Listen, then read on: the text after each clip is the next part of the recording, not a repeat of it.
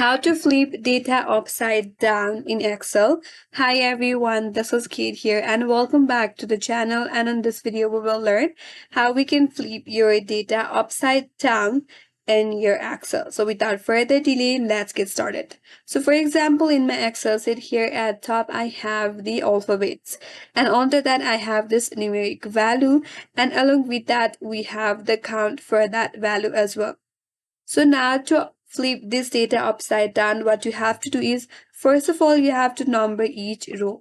So I'll start the count with 1, 2, 3, and same with that. Press Control in your keyboard, drag the value, and there you go. Now to flip this data upside down, what you can do is select one of your cell and navigate to the data at the top. And here you have an option as sort.